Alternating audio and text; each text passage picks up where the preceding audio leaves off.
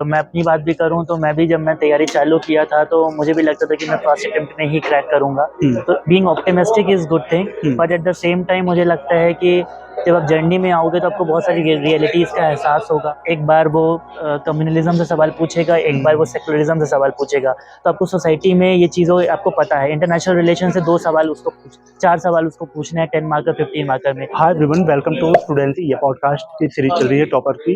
ये मैं वही क्वेश्चन पूछ रहा हूँ जो आपके डाउट आ रहे हैं। तो कोई आपका डाउट होगा कमेंट कर देना, मैं अगले टॉपर से आपका क्वेश्चन पूछ लूंगा। सो मेरे साथ हैं शुभम सर, जिनकी 116 रैंक आई है। सर से जानेंगे इनकी जर्नी कैसी रही, साथ ही इनकी जर्नी से आप क्या वैल्यू ले सकते हो। सर, सबसे पहले स्वागत है आपका चैनल पे। Thank you so much. Sir, अपने बारे में एक बार जानकारी दें, आप कहाँ से आते हैं, मीडियम अटेम्प्ट क्या था और एजुकेशन बैकग्राउंड क्या रहा आपका। मेरा नाम शुभम शुक्ला है और इस बार मेरी 116वीं रैंक आई है सिविल सर्विस 2024 में। और ये मेरा 5वां प्रयास था। इसके पहले मैंने 4 प्रयास दे दिए हैं, जिसमें कि मैं 2 बार इंटरव्यू तक ऑलरेडी पहुंच चुका था और ये मेरा तीसरा इंटरव्यू था। तो जनरली मेरे को हिकअप्स इंटरव्यू में ही आए, जहाँ पे मेरे फर्स्ट इंटरव्यू में 138, फिर 158 और इस बार 185। तो मेरा इंटरव्यू में ही इम्प्रूवमेंट रहा है और प्रीलिम्स और मेंस जनरली मेरा ठीक रहता था और इंटरव्यू की वजह से इस बार मेरा सिलेक्शन हुआ है। और अगर मैं अपनी स्कूलिंग की बात करूं तो मैंने रीवा से पढ़ाई की है। मैंने 12th तक रीवा मध्य प्रदेश से पढ़ाई की और उसके बाद मैंने सिविल इंजीनियरिंग की IIT-DAVV इंदौर से। ओके। उसके बाद से ही मैं सिविल सर्विस की परीक्षा में आया और मैं निरंतर अटेम्प्ट दे रहा था। मतलब 5वां प्रयास था आपका। बहुत करीब से सर इस जर्नी को आपने देखा। जी जी जो लोग सोचते हैं कि फर्स्ट अटेम्प्ट में मैं बिना कोचिंग का क्रैक कर लूंगा, जी जी। कितनी रियलिटी है या उस बच्चे पे कितना डिपेंड करता है। अमूमन मुझे लगता है कि ये बहुत अच्छी सोच है कि जैसे अगर मैं मैं अपनी बात भी करूं तो मैं भी जब मैं तैयारी चालू किया था तो मुझे भी लगता था कि मैं फर्स्ट अटेम्प्ट में ही क्रैक करूंगा। तो being optimistic is good thing, but at the same time मुझे लगता है कि जब आप जर्नी में आओगे तो आपको बहुत सारी रियलिटीज का एहसास होगा। आपको इस जर्नी की सब्जेक्टिविटी को समझ में आएगी और आपको समझ में आएगा कि कहीं ना कहीं मेंटोर, गाइडेंस, सबकी सपोर्ट की जरूरत होती है। Then only you will be able to crack the exam. आपने बोला कि सब्जेक्टिविटी आपको समझ में आएगी। जी जी जी। क्या समझ में आई थी आपको। जी जी। तो सब्जेक्टिविटी ये है कि आपका इंटरव्यू कैसे जा रहा है, मेंस में आप कैसे आंसर लिख रहे हो। मे बी आपके हिसाब से अच्छा हो, टीचर के हिसाब से नहीं अच्छा हो। तो इसमें बहुत सारी सब्जेक्टिविटी रहती है। तो वो फिर आप जब किसी से अपने आंसर्स चेक कराते हो, आपको एक मेंटोर की ज़रूरत होती है। तो जब आपको मेंटोर आपको चीज़ें बताता है, then you are able to find out the faults in your answer, find out how you are speaking in the interview, and वो सब्जेक्टिविटी कहीं ना कहीं आप डिसिफर कर पाते हो। सर, आप इस पूरे 5 अटेम्प्ट में आप सिर्फ पढ़ाई करते थे या पैरेलल कुछ और भी ट्राई किया आपने, जॉब वगैरह किया, किसी अदर एग्जाम के लिए ट्राई किया था, जी या पूरी तरह डेडिकेटेड थे, आपको भरोसा था कि निकल जाएगा। जी, मुझे भरोसा बिल्कुल था, लेकिन जब घर वाले बार-बार आपको क्वेश्चन करते हैं कि दिक्कत अरे होता है, और इसीलिए मैं एग्ज़ाम दो क्वेश्चन पूछा था। और एग्ज़ाम दो, तो हाँ। कहीं न कहीं आपको डाउट होता था। फॉर्च्यूनेटली और अनफॉर्च्यूनेटली मैंने कोई और एग्ज़ाम नहीं लिखा, क्योंकि मुझे लगता है अगर मैं 2 नाव में सवार करूँगा तो मैं डूब जाऊँगा। मैं लकी रहा कि सिविल सर्विस के थ्रू ही मुझे स्पोर्ट्स अथॉरिटी ऑफ इंडिया में नौकरी मिली और मैं अभी साई में असिस्टेंट डायरेक्टर के पद पे कार्यरत हूँ। अच्छा। और साथ में इस बार मैंने अटेम्प्ट दिया और इस बार मेरा सिलेक्शन हुआ। ओके सर, क्या एक एस्पिरेंट को जिसका अटेम्प्ट क्लियर नहीं हो पा रहा, 3 बार 4 बार हो गया, क्या अपने अटेम्प्ट में लिमिट लगा देनी चाहिए, या खैर ये अपना सब्जेक्टिव मैटर लोगों का, लेकिन फिर भी एक बताना चाहेंगे। मुझे लगता है कि 3-4 बार साल के बाद अगर आपको लगता है कि चीज़ें नहीं हो रही हैं, तो फिर आपको कुछ ना कुछ अल्टरनेटिव देखना चाहिए और उसके बाद फिर आप लगातार प्रयास करते रहो। लेकिन साथ-साथ में बीइंग रैशनल होना भी कहीं न कहीं इम्पोर्टेंट है। देखिए सर, क्या पढ़ना है कैसे पढ़ना है लोग जानते हैं, बिल्कुल। बुक्स पता है सबको।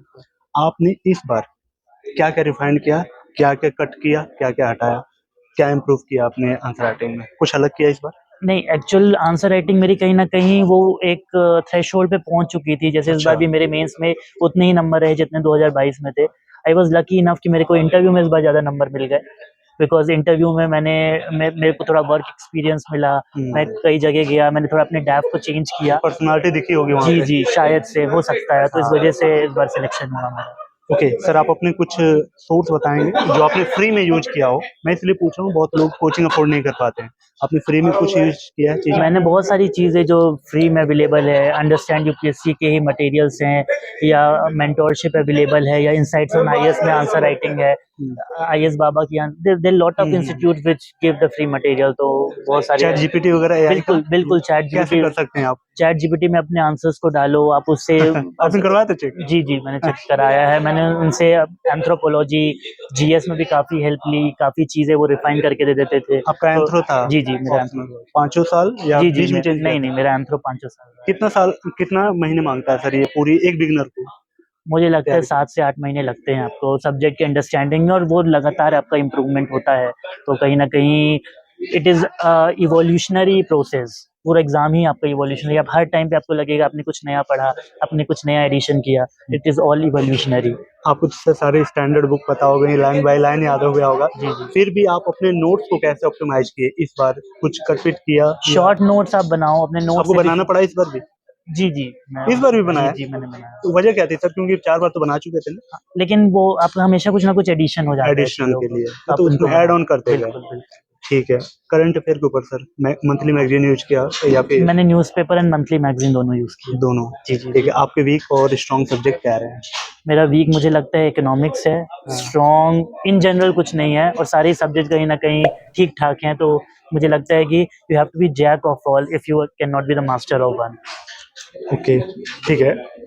कोचिंग के ऊपर सर कुछ बोलेंगे? कितना मैंडेटरी है?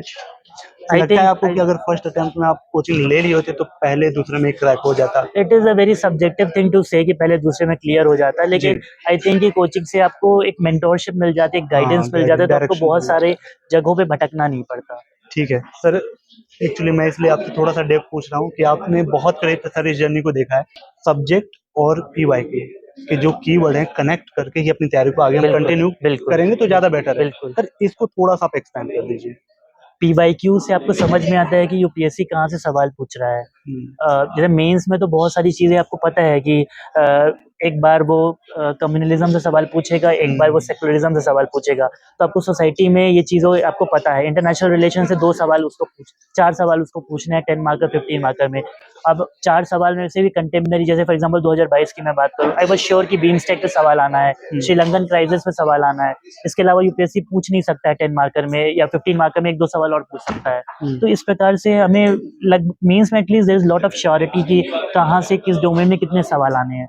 फिर भी प्रीलिम्स में फिर भी इधर-उधर से चीज़ें आ जाती हैं, लेकिन पीवाईक्यू वहाँ भी किस प्रकार से यूपीएससी ऑप्शन बनाता है, क्या सही ऑप्शन हो सकते हैं, उसको एक एक फीलिंग भी बिल्कुल। आ जाती है कहीं न कहीं, अगर आप बहुत सारे पीवाईक्यू सॉल्व कर रहे हो, तो पीवाईक्यूज़ तो काफ़ी मस्ट हैं।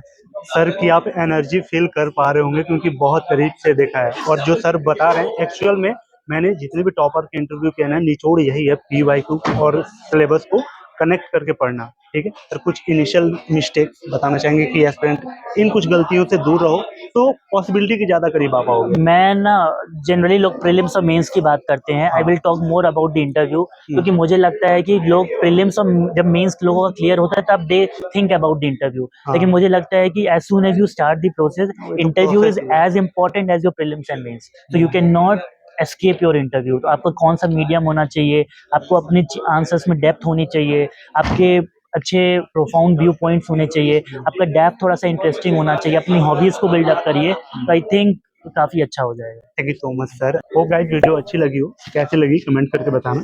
कोई अगर क्वेश्चन छूटा होगा कमेंट कर देना, मैं अगले टॉपर से पूछ लूँगा। मिलते हैं किसी ऐसी यूज़फुल वीडियो में, सर को विशेष दे सकते हैं। Thank you. Thank you so much. Thank you so much. Thank you.